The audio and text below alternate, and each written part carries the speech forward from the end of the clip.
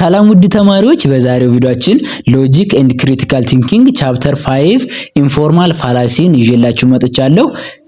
ለቻናሉ አዲስ ከሆናችሁ ሰብስክራይብ አድርጋችሁ ጀምሩት። እንዲሁም ደግሞ ቤተሰብ እንደተለመደው ላይክ እና ሼር ማድረጋችሁ እንዳትረሱ። ሐሳብ አስተያየቶቻችሁን ኮሜንት ሴክሽን ላይ አስቀምጡልኝ። በቀጥታ ወደ ቻፕተራችን እንለፍ። እንግዲህ ፋላሲ በአማርኛ ምንድነው ካላችሁኝ እንከን፣ ሕጸጽ፣ ጉድለት፣ ስህተት፣ የተሳሳተ ሐሳብ ብላችሁ በአማርኛ መያዝ በእነዚህ ሁላ መያዝ ትችላላችሁ። ግን በሎጂክስ የአርጊውመንት ነው። እነዚህ ሁላ ሕጸጹም፣ እንከኑም፣ ጉድለቱም የአርጊውመንት ነው ማለት ነው። በሎጂክ ፋላሲ ስለ ፋላሲ ስናወራ አርጊውመንቶችን እያወራ ነው ማለት ነው። አርጊውመንቶች ፋላሲስ ናቸው ወይስ ትሩዝ ናቸው? ጥሩ ናቸው ወይስ መጥፎ ናቸው? ባድ አርጊውመንት ፋላሲ ማለት ባድ አርጊውመንት እንደማለት ነው። አርጊውመንት can be good or bad depending on the relationship between the conclusion and the premise. ፕሪሚሱንና ኮንክሉዥኖችን ቤዝድ አድርገን አርጊውመንቶች ባድ እና ጉድ ብለን ልንከፋፍላቸው እንችላለን። ጉድ አርጊውመንት ከሆነ ያ ከፋላሲ ፍሪ ነው ማለት ነው። ደግሞ ባድ አርጊውመንት ከሆነ ፋላሲየስ አርጊውመንት ነው ማለት ነው። ጉድ አርጊውመንት ሚትስ ኦል ዘ ሪኳየርድ ክራይቴሪያ። እነዚህን ክራይቴሪያዎች ያገኛሉ። እንግዲህ አንድ አርጊውመንት ጉድ አርጊውመንት ነው ከተባለ እነዚህን ሶስት ክራይቴሪያዎች ማግኘት አለበት። የመጀመሪያው ምንድነው? ስትራክቸራሊ ጉድ ፎርም፣ ስትራክቸሩ ጥሩ የሆነ ስትራክቸር ሊኖረው ይገባል። ሁለተኛው ደግሞ has relevant acceptable and sufficient premise። ፕሪሚሱ ለኮንክሉዥኑ ሰፊሸንት የሆነ አክሴፕቴብል ነው ተቀባይነት ያለውና ሬሌቫንት መሆን አለበት። ተገቢ የሆነ ፕሪሚሱ ለኮንክሉዥኑ ተገቢ የሆነ እንደ ጠቅላላ አርጊውመንቱ ተገቢ አርጊውመንት ሊሆን መቻል አለበት። አንድ አርጊውመንት ጉድ አርጊውመንት ለመባል ማለት ነው። የሶስተኛው ደግሞ ፕሮቫይድ አን ኤፊሽንት ሪቢዩታል ቱ ኦል ሪዝናብልስ። እንግዲህ ሪዝን ስናደርግ ለሁሉም ሐሰትነቱን ወይም እውነትነቱን የሚያረጋግጥ መሆን አለበት።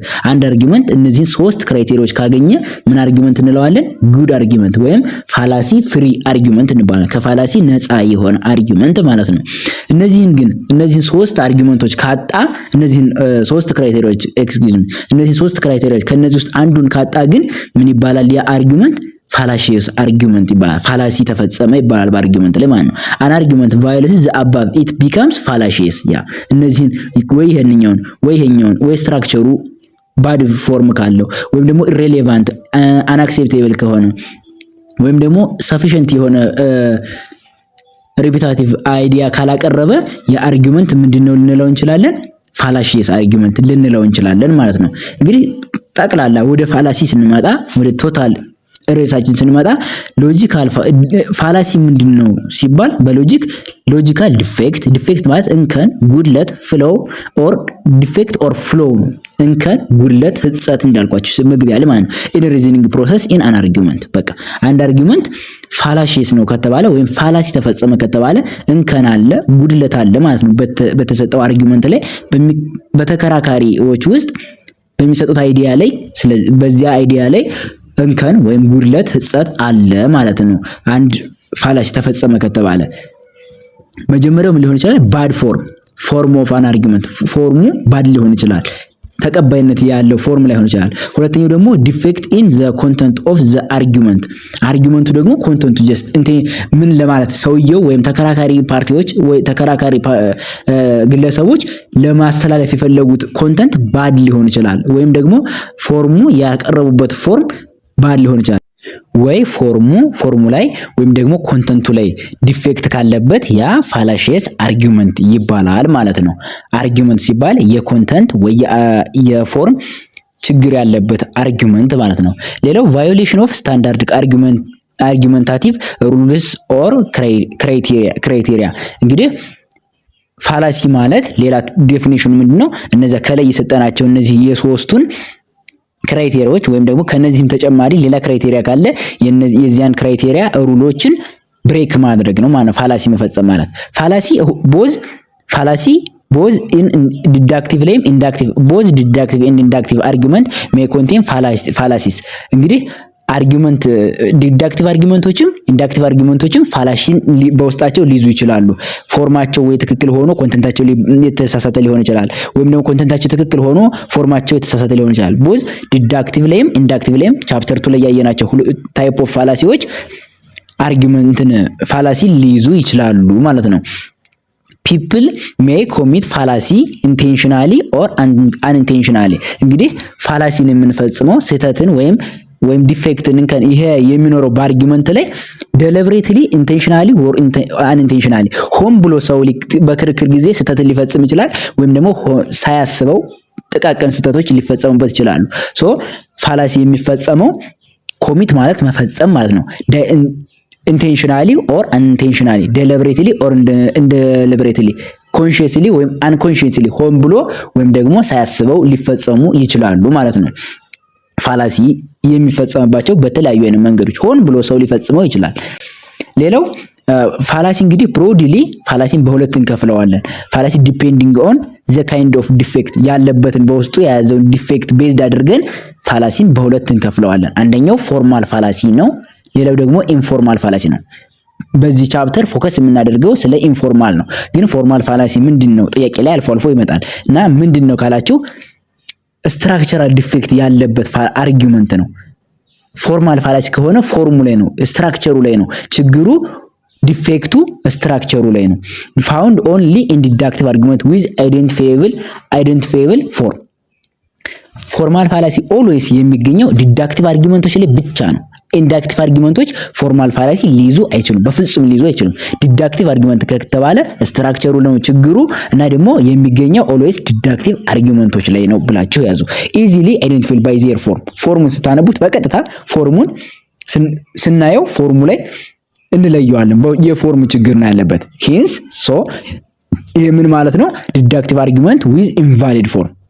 ፎርማል ፋላሲ ማለት ዲዳክቲቭ አርጊውመንት ሆኖ ግን የፎርም ችግር ያለበት ማለት ነው። ፎርሙ ኢንቫሊድ ፎርም ሆኖ ዲዳክቲቭ አርጊውመንት ከሆነ ይሄ ምን እንለዋለን? ፎርማል ፋላሲ ይባላል ማለት ነው። ኤግዛምፕል ኦል ታይገርስ አር አኒማልስ።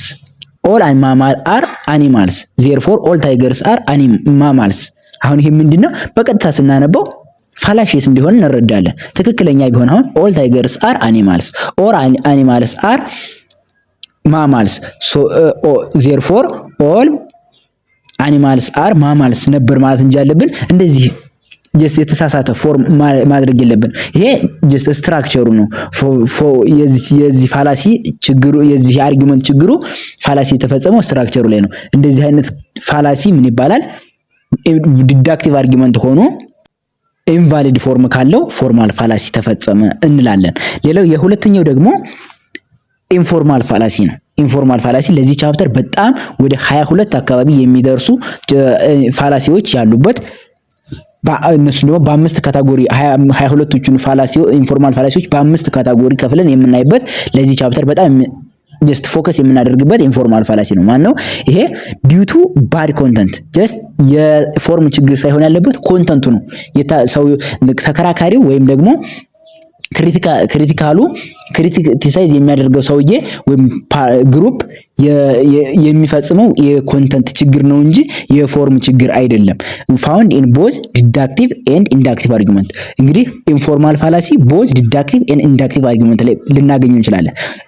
ሪሜምበር ዲዳክቲቭ አርጊውመንት ላይ ብቻ የሚገኝ ፎርማል ፋላሲ ከሆነ ዲዳክቲቭ አርጊውመንት ላይ ብቻ ነው የሚገኘው። ኢንፎርማል ግን ቦዝ ኢን ዲዳክቲቭ ኤንድ ኢንዳክቲቭ አርጊውመንት ላይ ልናገኘው እንችላለን ማለት ነው። ካኖት ቢ አይደንቲፋይድ ስሩ ኢንስፔክሽን ኦፍ ዘ ፎርም። ፎርሙን ብንሞክረው በቀጥታ ይሁን እንደዚህ ቀጥታ ላይ ፎርሙን አይተን ልናገኘው አንችልም። የምናገኘው በምንድነው ማግኘት የምንችለው? አይደንቲፋይድ ስሩ ዲቴል አናሊሲስ ኦፍ ኮንተንት። ኮንተንቱን መርምረን አይተን በደንብ ዲቴይሊ ጀስት ጠለቅ ብለን አይተን ስንመረምረው ፋላሲስ እንደሆነ እንረዳለን እንጂ ፎርሙን በቀጥታ አይተን ልንረዳው አንችልም። ኤግዛምፕል እዚህ ጋር ተመልከቱ። ኦል ፋክተርስ አር ፕላንትስ ኦል ፕላንትስ አር ቲንግስ ዛት ኮንቴን ክሎሮፊል ዜርፎር ኦል ፋክተርስ አር ቲንግስ ዛት ኮንቴን ክሎሮፊል። ምንድነው አሁን ይሄ ስናነበው ጀስት ፎርሙ ትክክል ነው። በቃ ጀስት የፎርም ምንም ችግር የለበትም። ኦል ፋክተርስ አር ፕላንትስ ኦል ፕላንትስ አር ቲንግስ ዛት ኮንቴን ክሎሮፊል ይሄ ያስከደና ዜርፎር ከዚህ ተነስተን ከፕሪሚስ ተነስተን ኦል ፋክተርስ አር ቲንግስ ዛት ኮንቴን ክሎሮፊል ማለት እንችላለን። ፎርሙ ትክክል ነው። ግን ይሄንን ስንመረምረው ዲቴይል ስናየው ለማስተላለፍ የፈለገው ነገር ምንድነው? የተሳሳተ ነው። ሁሉም ፋክተሪዎች እጽዋት ናቸው። ሁሉም እጽዋቶች ደግሞ ክሎሮፊል አላቸው። ስለዚህ ሁሉም ፋክተሪዎች ክሎሮፊል አላቸው። እንደዚህ ብሎ ጀስት ኢሬሌቫንት የሆነ ኮንክሉዥን መፍጸም ማለት ነው። ግን ፎርሙ ትክክል ነው፣ ኢሬሌቫንት ነው። ጀስት ስናየው መጨረሻ ላይ ጠለቅ ብለን ስንመረምረው ፋላሲስ ሆኖ እናገኘዋለን። የአይነቱ ፋላሲ ደግሞ ምን እንለዋለን? ኢንፎርማል ፋላሲ እንለዋለን ማለት ነው። ኢንፎርማል ፋላሲ ከሆነ ኮንተንት ችግር ነው። ፎርማል ፋላሲ ከሆነ የፎርም ችግር ነው ማለት ነው። ጀስት በደንብ ለማያዝ ሞክሩ። እንግዲህ ኢንፎርማል ፋላሲ ወደ 22 አካባቢ ይደርሳሉ። መጽሐፋቸው ላይ ፈተናም ላይ ሁልጊዜ የሚወጡት እነዚያ በ5 ካቴጎሪ ይታያሉ። 22 5 ሆነው ወደ 22 ይከፋፈላሉ። ከነዚያ ውስጥ የመጀመሪያው ፋላሲ ኦፍ ሬሌቫንስ ይባላል። ፋላሲ ኦፍ ሬሌቫንስ፣ ፋላሲ ኦፍ ዊክ ኢንዳክሽን፣ ፋላሲ ኦፍ ፕሪዘምፕሽን፣ ፋላሲ ኦፍ አምቢጊዩቲ፣ ፋላሲ ኦፍ ግራማቲካል አናሎጂ ተብለው በ5 ካቴጎሪ በውስጣቸው ደግሞ ለየራሳቸው ክፍሎች አሏቸው። 22 ይደርሳሉ በጠቅላላ እነሱን እናያለን። ኦኬ የመጀመሪያው ፋላሲ ኦፍ ሬሌቫንስ ሲባል ሃቭ ሎጂካሊ ኢሬሌቫንት በት ሳይኮሎጂካሊ ኢሬሌቫንት ፕሪሚስ ቱ ዘ ኮንክሉዥን። ሎጂካሊ ስናየው ኢሬሌቫንት ነው ፕሪሚሱ፣ ለኮንክሉዥኑ ኢሬሌቫንት ነው። በት ሳይኮሎጂካሊ ግን ኢሬሌቫንት ነው ፕሪሚሱ ቱ ለኮንክሉዥን። ሳይኮሎጂካሊ ስናየው ኢሬሌቫንት ነው። በት ሎጂካሊ ስንመረምረው ግን ኢሬሌቫንት ሆኖ እናገኘዋል ማለት ነው። የሁለተኛው በቀጥታ በጥልቀት እናያቸዋለን። ጀስት ራፍሊ ስለሆነ እዚህ ጋር የተቀመጡት አንድ በአንድ እናያቸዋለን። ራፍሊ እናያቸው። ፋላሲ ኦፍ ዊክ ኢንዳክሽን ሃቭ ሎጂካሊ ሬሌቫንት ፕሪሚስ በት ዊዝ ኖ ሰፊሽንት ኤቪደንስ ፕሪሚሱ ለኮንክሉዥኑ ስትሮንግ የሆነ ሰፊሽንት የሆነ ኤቪደንስ አያቀርብም፣ ግን ሎጂካሊ ሬሌቫንት ነው።